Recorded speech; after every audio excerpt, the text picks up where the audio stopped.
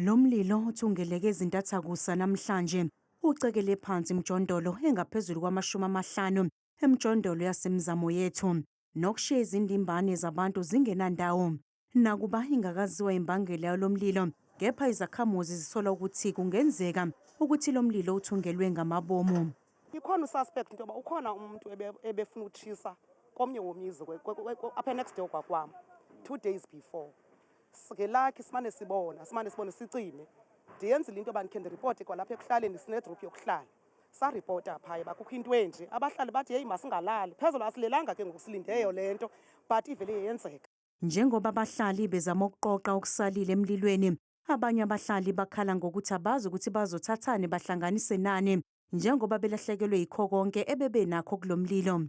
Abahlali basemzamo yethu bathi sekuphele isikhathi eside befuna ukususwa kule ndawo bakhelwe izindlu endaweni engcono. Ndiluze yonke into.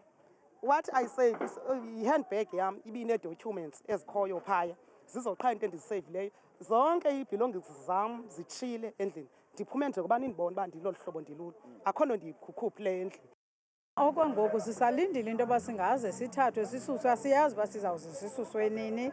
Qha into nayo xa kuthe kwakhona loo nto yenzekayo, for example ngoJanuwari bekukhona i-pipe track ibigqabhukile apha, bamuva abantu barelocatwa basiwa kwizipeyisi ezingezantsi kwenye indawo, but not uba kuthiwa basiwa ezindlini, bakwasiwa kwasematyotyombeni. Inhlangano i-Gift of the Givers ihlinzeke ngosizo kuzakhamuzi ezikhahlamezekile.